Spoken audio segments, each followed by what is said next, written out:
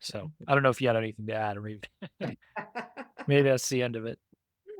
Well, I think there's a balance to that approach because it all just depends on what the client wants, right? So at the end of the day, if it's policy structure, that's going to be based on what the client is requesting.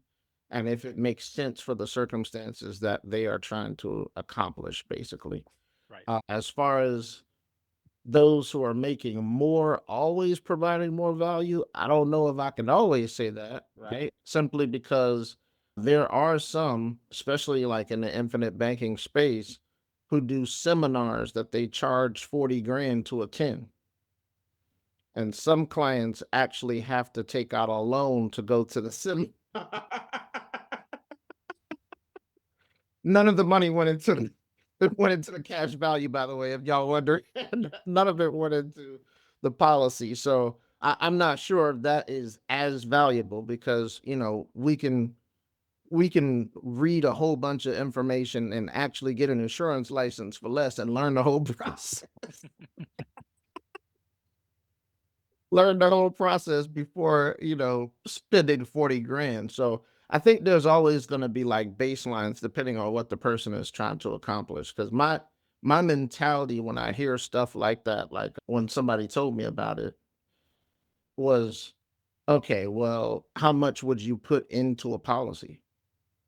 Yeah. Right? Because the 40 grand being absorbent or not, now I may feel like it's absorbent to, tell people to pay 40 grand to come to a seminar. But rather it's absorbent or not, is how much money does the person have to put into a policy afterwards, right? If they're a person who only can fund a policy with 10 grand a year, it's 20 grand a year, they should not have been paying 40,000 to go to a seminar. So there's different points on there's different sides of the coin on that in particular, which is why I understand some of the criticism. I think it's overdone, especially when it comes to insurance agents, because it makes it seem as though there are not those in the industry overall. Like I remember when I first hopped on LinkedIn, there was a CFP telling about this other CFP who had a fee of 250 grand. And so he said, well, what did he do different than the rest of us? Because I'm thinking, how could he provide how could he provide $250,000 worth of value? And he said when he looked over the plan, it was exactly the same as they would do for everybody else. Right. But the client was just so much more wealthy that they were like, oh yeah, great, wonderful.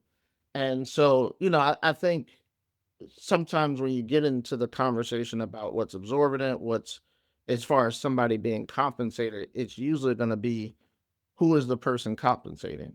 Who is the person who is, Right. Right. I think what I'm trying to point out is that, again, wealth is not a zero sum game. right. It's not a So zero-sum game. Absolutely. if if the only way I can add value to my customers is by subtracting value from myself, like the only way I Mm. can give you a good deal is by reducing the amount of compensation I receive, then we all have to go home and quit. Like the economy is going to collapse tomorrow because that's Right. not sustainable. That's not Right. sustainable. Then we're all fighting over the same piece of Right. pie, right? Right. And if I make more, that means you made less. And if I Right. make money off of you, that means I robbed you, right? Right. So, yeah, I mean, if we wanna brag, we should brag about how we're solving our clients' problems, How how we're we're solving the helping them problem. financially, Yep. show that your ideas are sound, and show the proven results of what you're actually getting for your clients, Absolutely. Yep. right? And then, of course, when you create value, you can make money off of the value that you create. So, yeah, but I would always be suspicious when someone who's running a profitable business brags about how No, little not money making. they're making. I That's gonna agree. I agree. I agree with that. Or you'll sometimes see in like the bigger corporations will brag about how, "Oh, we don't charge any fees. We charge no fees." It's like, well, then Oh no, man. how are you making profits? Like, They gotta be you're charging. making money somehow. So Making money somehow. You're I would making. brag about the value I'm creating, right? Yeah. Let's focus on the value, not the price. Let's focus on the value. Yeah. Okay. Yeah. And when you say the price is exorbitant, well, that's a relative term. That's what I Relative mean. to what? Yeah, it's Relative to what? relative to what the So client, if the price is much higher than the value that's being created, yeah, that's an exorbitant price, whether it's $5 or exactly. $500,000, Yep. right? But if it's the other way around, where the value you're getting is multiples higher than the price you're paying, that's a great deal. Even if the And price you're paying is tens of thousands of dollars, you know? yeah. Ultimately, what matters is the client happy with what they got, right? And so I think I think advisors as a whole, what they do is they try to force clients into unhappiness because of compensation, Mhm.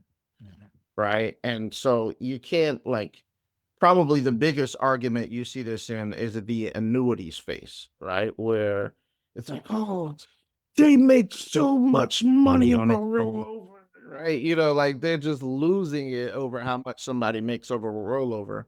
Never mind the fact that in maybe 5 or 6 years, they will have made more money on a client's money than what the agent made on the rollover. But the issue there is that why are you why are you so upset about that if the client is happy? So if you see surveys that are, and that's why I never understood best interest, especially when it came to annuities in particular. There are surveys that say 80% of people feel safer with an annuity.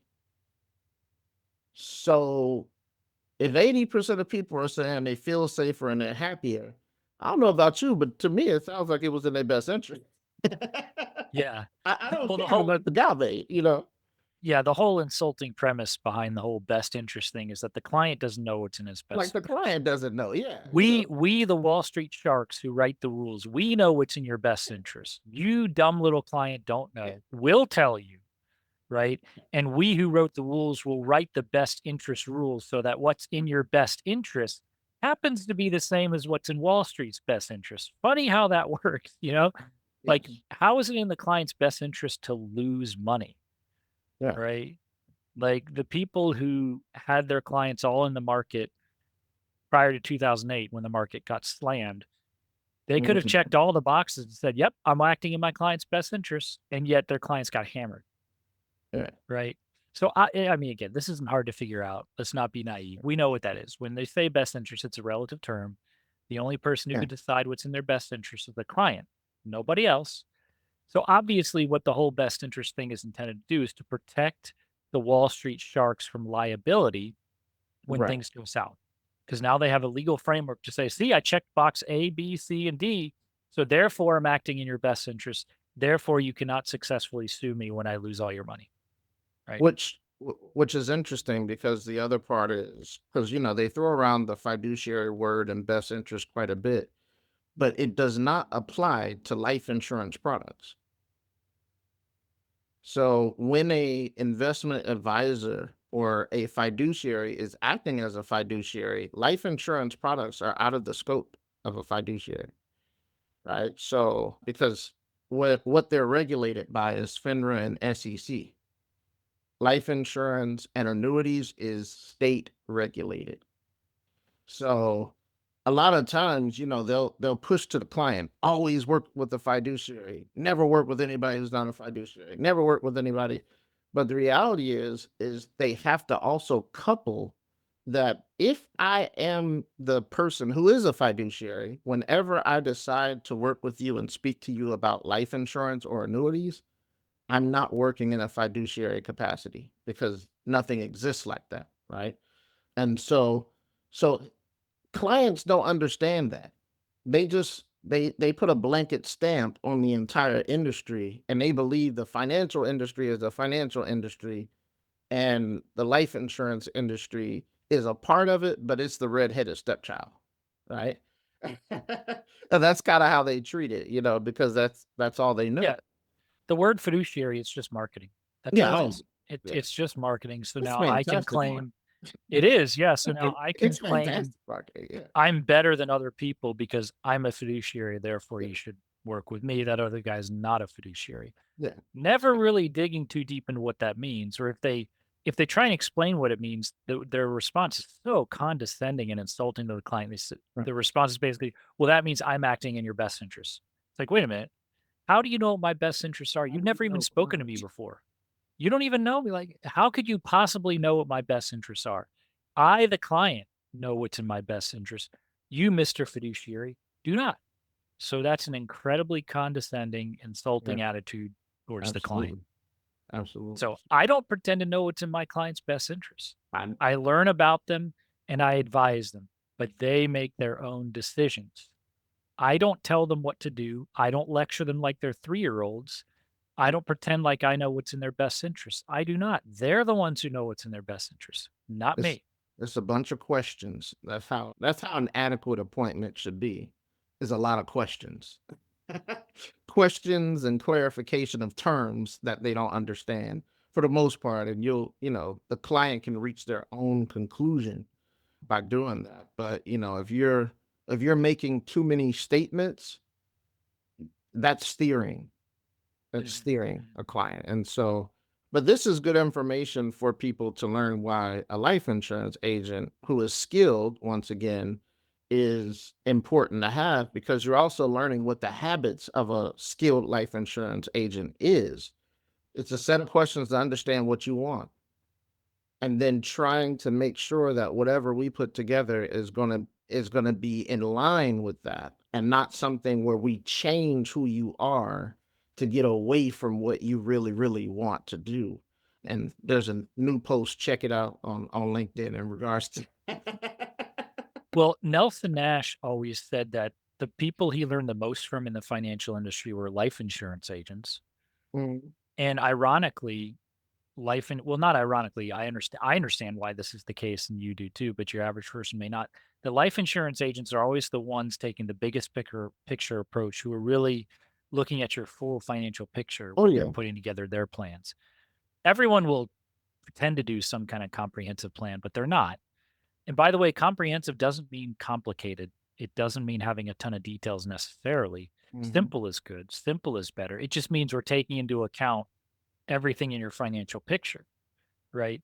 And to do life insurance properly, you really need to do that. Whereas investment guys, I mean, they don't really have to do that. They should, but Uh, they're not really competent to, in my opinion, I, because they don't I, understand enough. I would tell you the difference I've seen, because I do agree with you. The people who do the best at serving individuals is typically life insurance agents, like skilled life insurance agents. They say some of the most intelligent stuff, because life insurance is based on actuarial science. A lot of people don't get that. Life insurance actually has a backing behind it. All of the capital markets theories and things, all of it is theory. There's no Right, actuarial behind it, right? right, And so, what I'm seeing from life insurance agents that is unique to life insurance agents is they treat your money like it's real money. And a lot of investment advisors treat your money like it's their money. There's a big difference there, right?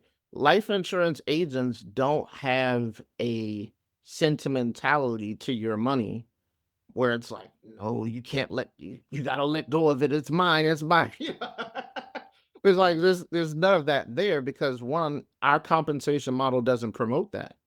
So it's right. funny because, many think that the compensation model for a life insurance agent has more conflict of interest, but long term, there's more conflict of interest in an AUM model by far than a Oh, yeah, you saw in my financial malpractice series, you yeah. try and take money away from your financial advisor, he will What? fight you tooth and nail, man. Do What? not withdraw anything from the market. How dare you? Do not even touch it. Or even if you come upon some money and you decide to put it into something else, they're very vicious about it. Like, my one of my bigger sales, within the last month or so, was like 235 a year, right? But this client, the way that I got the client was she booked an appointment because one of her siblings already was a client of mine. She said, "Yeah, I need to book an appointment with you." She read the information. They had a financial planner. When they met with the financial planner, it was after she had an illustration for me. She didn't tell the financial planner about the illustration, so the financial planner is just talking about, "No, it's a scam. You should never do that. That you'll never have money in the policy." Now she's thinking in the back of her mind, "I already have an illustration. Like I know that that's not how it works." And she's asking him questions about PUAs, and she's peppering him with questions about the mechanics of a life insurance policy, and he couldn't answer the question. And so, and this is really important. If there are any financial planners, financial advisors that are looking at this particular episode, it's not to pick on you. But what I'm going to help you to understand is you're more likely to lose your client to a life insurance agent if you demonize life insurance agents.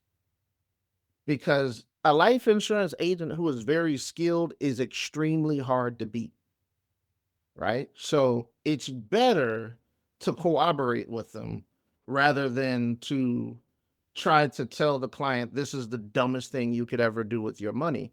Because the client, for the first time, is not hearing based on the market, they're hearing, no, this is what the data looks like. And yes, those are non-guaranteed, but this is based on 177 years of them being consistent. So the client is realizing that these things can actually work and be beneficial. And you're saying it's a scam, and they already have documentation and understand every term related to it. And when you turn around and you start speaking without knowing what a PUA is, without knowing what a Lissa writer is, without knowing what these different terms that the life insurance companies have in place for how their structures are. If you don't know what a 1 year term is, or let me say OYT, if you hear OYT and you don't know what it is off the top of your head, don't say anything negative. Just ask for more information because you might want to cooperate with them. If You you will don't make you cooperate will with make them, a lot you will lose your client. I'm just being honest with you. you will make a lot more money if you are willing to partner with other financial Way more. professionals. Way That's what it's more. all about. In our financial malpractice series, Peter and I did a whole episode on the importance of partnering with other financial professionals. You serve your clients better and you end up making more money. Because, as an example, if you're an investment guy and your client has a whole life insurance policy and some disaster hits him, he's not going to raid his investments because he has his whole life insurance policy protecting him. So it protects the assets you have under management, right? And then he's going to have, in the long run, he'll have more money to place with you and he'll be more comfortable leaving it there and not touching it because he has another source of liquidity in whole life insurance, right? And then, of course, God forbid the client dies, he's it's all protected, Yep. right? But they always view it as they say many of them unfortunately view us as competition, which is sad. I never view other financial Yeah. professionals as competition. They're all We very valuable partners. I've gotten good business from financial advisors who understand the benefits of whole life insurance. One in particular who he's like, hey, I've shifted. I'm really focused on investments, but this guy wants to do infinite banking. Go talk to Logan. We put the policy together. That other guy split the commission. So he gets compensated. I get compensated. Everybody wins. yeah, Everybody wins. yeah.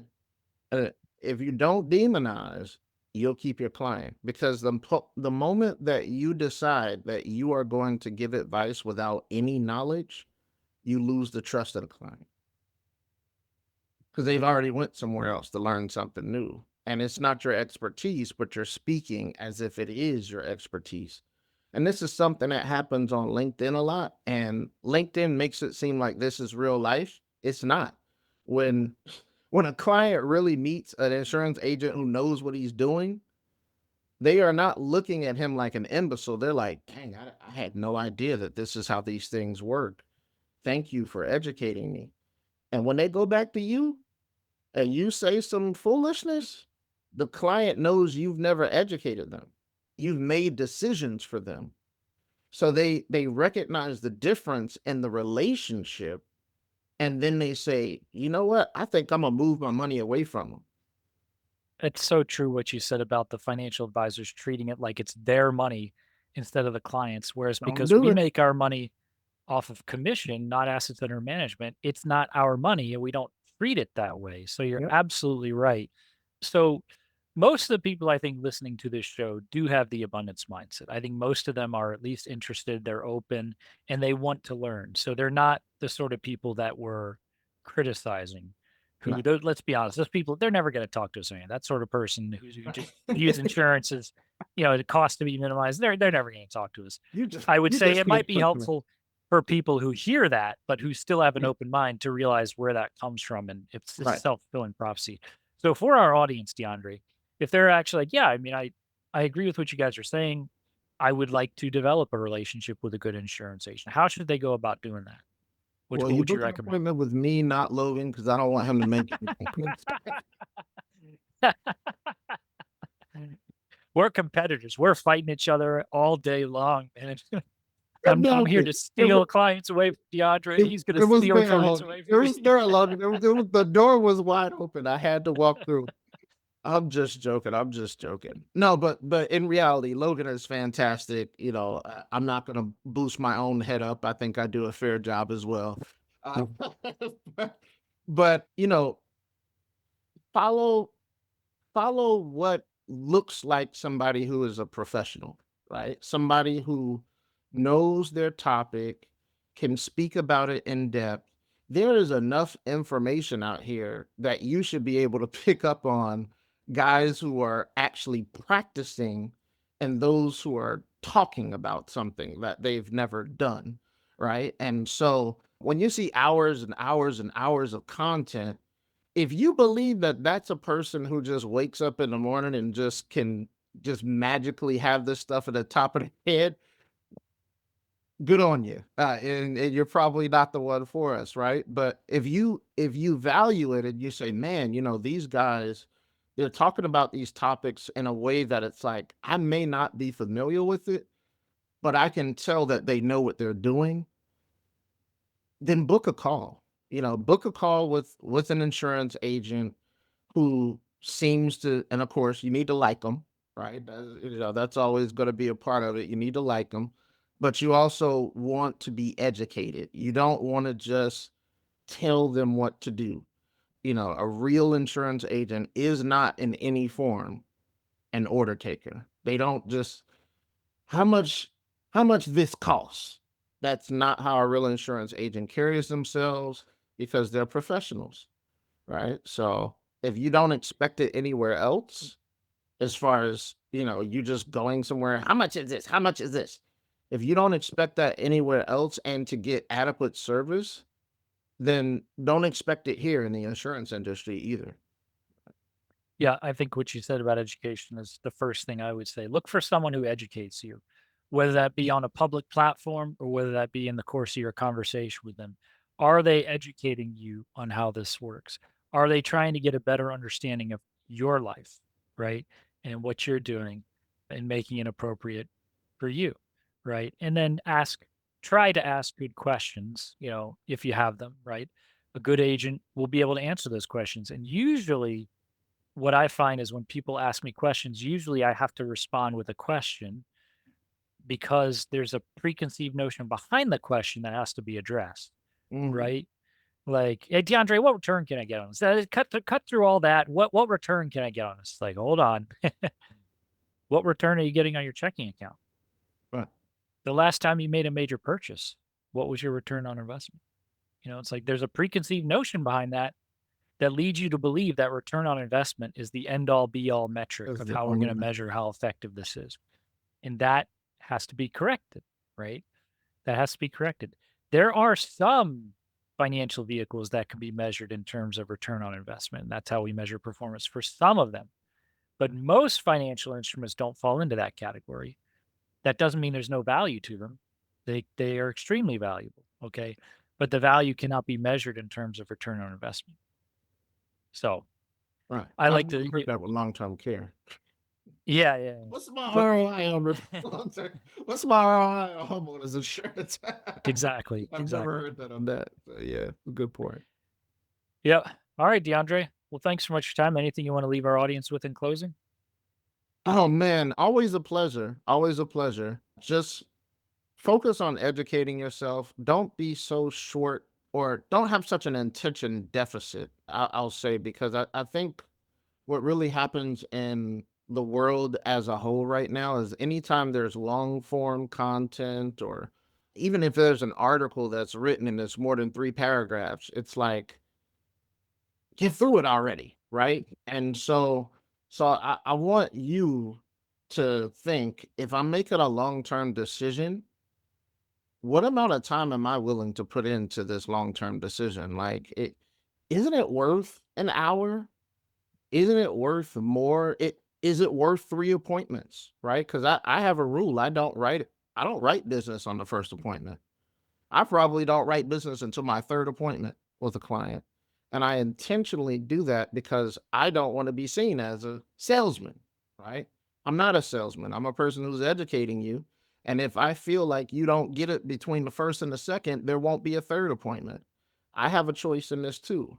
Right? Like, this is not just you getting it your way and all that kinda stuff. This is my time as well. And I think that, once you assign value to the people who are really, really, really trying to help you, granted, there's bad insurance agents. We don't want to make it seem like there's no such thing as Yeah, the bad, 80/20 rule applies in every right? industry, It so that's why I applies in keep saying every industry. you need to take some time to find a good insurance agent. Right. The first one that pops up in Google or in your phone book probably isn't the best one, or at least not the Probably ain't best right. one for you. There is no best one in the abstract, right? The best Uh-huh. one for you. So, yes, it's going to I'm, take some time to find I'm the glad I right didn't pay one for for the you. Google ad slogan. Like, yeah. So yeah, so find a good insurance agent slash financial professional that you can work with, who's going to educate you, who's going to look at your overall financial picture and help you increase your financial efficiency, and where you're going to come away with a better understanding of financial principles. And you won't be buying specific products. You'll be implementing a strategy, and you'll understand what you're doing and why you're doing it, and then refer more business to that agent because you're helping your friends out too, right? You want them to be helped too, right? Yeah. And then we all get wealthier, right? It's not a zero sum game. All of us make money. All of us make more money now. The insurance agent makes more money. You make more money because he helped you out. Your friends you refer to him make more money. This is how the economy works. Thankfully, Mhm. it's not Marxism. Thankfully, it's not a zero sum game. So Yeah. we're not exploiting people when we sell them a policy. We're helping them. We're protecting them. Right. We're providing Right. a service. Right. Right. And and and I'll say this also. I don't demonize agents who don't know what I know. Right. So what I mean by that is sometimes clients will get on a call with me and they booked another appointment with somebody from State Farm and they tried to form, a policy like, what we do, and they're like, "Man, he did something wrong to me." No, he was acting outside of his scope, perhaps. That's true, Mhm. but he doesn't even know what's available to him. So a lot of people don't know the difference between broker channels, captive, you know, uh, all of the different, things, career agents, all this other stuff. They don't know that the guy who works at the bank probably doesn't know anything about life insurance. And I hate to tell y'all that. You might be getting your advice from the Wells Fargo guy at the bank who's telling you life insurance is the worst thing ever. Or he'll tell you that VUL is the only good policy, right? And so the reality is he's not even good at VUL. I hate to be the bearer of bad news, but most of these bank houses, they are not going to be the place where you receive adequate advice for life insurance or even investments, if we're being honest. So, kind of keep that in, separate specialty. Separate specialty. Walmart has ice cream. It's not better than Cold Stone.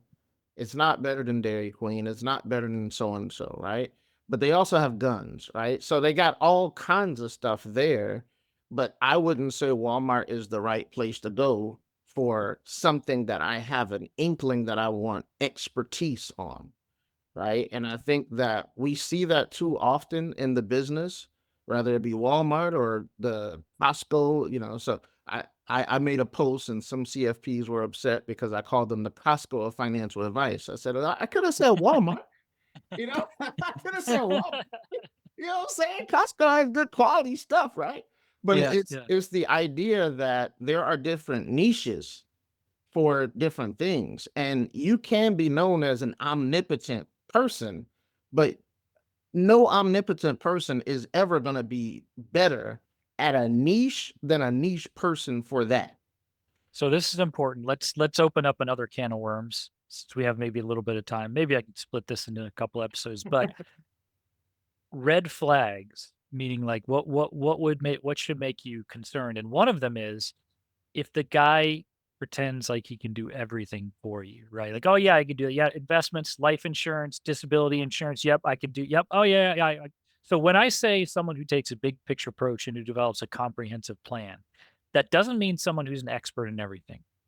So I've done disability policies for people. I partner with someone to do those, right? I've done There's no critical expert illness in policies for people.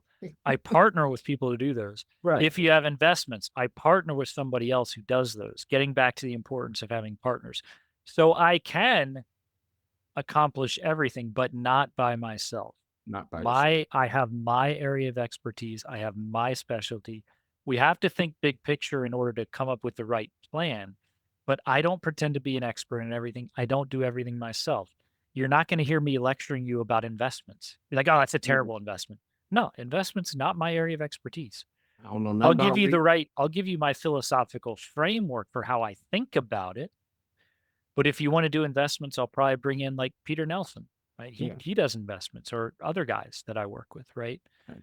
You know, so Yeah. that would be a red flag. Someone who thinks Yeah. who pretends to know everything, right? They've got an Yeah. opinion on everything, right? And there's a difference between having a philosophical framework and acting as an authority.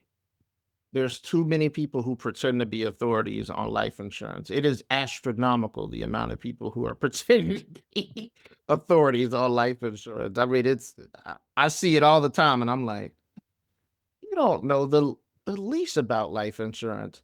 Like I was telling you when the guy made a comment about the HELOC and said it doesn't get the same dividends as life insurance. I was like, just just sit down over there. Just go somewhere.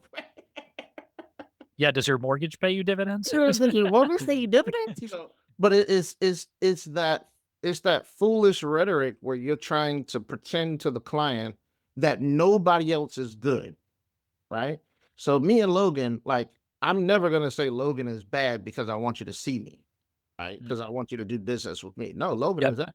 Yep. So DeAndre is pointing out another red flag would be is if they put down other people, right? If they're Other profession. putting down other agents, putting down other financial To professionals, lift yourself up, red putting flag, down other sectors of the financial industry. You won't hear me doing that at all. red flag, I might red. express some misgivings about certain things, but I'm not going to say, well, that guy's terrible. I'm not going to say investments are terrible. Right. I'm not even going to say retirement accounts are terrible, right? You know, they have a place, right? And I don't do them, you know, but we can talk about them. I have clients who have money in retirement accounts. Yeah, So yeah, me too. another would be so someone who is like trying to demonize other financial philosophies, other financial products, or other financial professionals, that would be a red flag because they're trying to set themselves up at the expense of those people. Right. Another red flag might be someone who's like dictating to you rather than really like asking questions and trying to Asking get to questions. know you, right? Now, I'll give a little bit of, it is true that he has to come across with enough credibility for you to do business with him. So it's fine for him to do some of Agreed. that just to establish that, yes, I have some credibility here. But at the Agreed. end of the day, my job is to get to know the client. I'm day in and day out living and breathing, learning about the infinite banking concept and what I do. When I'm meeting with a client, they're the unknown to me, right? They're the unknown. I know the infinite banking concept. My knowledge is always deepening, but I know it. I don't know you. So I'm trying to get an understanding of you. I don't want to talk about products because a lot of these products may not be relevant for you. I have clients where it's like, hey, whole life insurance doesn't make sense for you. Let's do a convertible term policy. You know, infinite banking, yeah, probably not Right. the right time. You Probably you're not not the right you're time. not there for that. Yeah. Velocity banking, first lien HELOC, I don't know. right? So that would be one, and along the lines of dictating, someone who's not really listening to you, right? Who you can tell when you're talking to them, they're not really listening. They're not Mhm, hearing what you're saying, right? mhm. Maybe they're trying to fit you into some paradigm they have, right? How, But yeah, trying to fix you into a box. Right. listening is hard. Listening is skill, and it's hard, and it takes energy, and it takes humility above everything else. Because if you want to listen to someone, you have to look up to that person in some way. You have to look up to them, or why would you listen to them? Then you're just listening the way a parent listens to a 3-year-old whine. That's not listening. Okay. Right, right, right. So I think the best financial professionals Good. are good listeners, which is hard. That's a really hard thing to do, right? That's a good statement. I like that statement.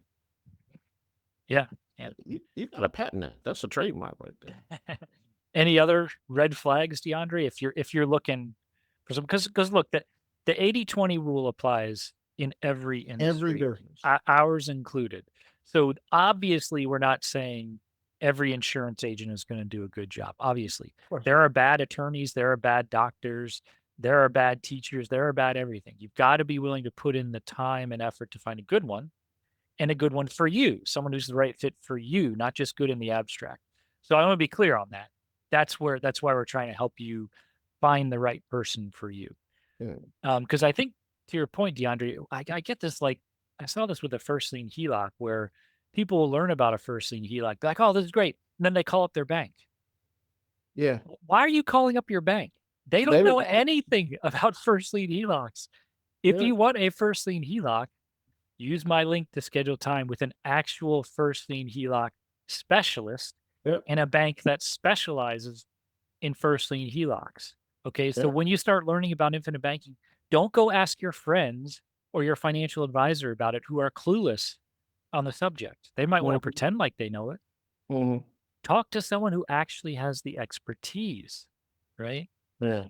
Yeah. Now that I can't tell you how frustrating that is. I've gotten calls from so many people that booked an appointment just to say, man, over the last year, my life has changed so much watching your content. And I'm like, wow. Well, I went and got the first lien HELOC.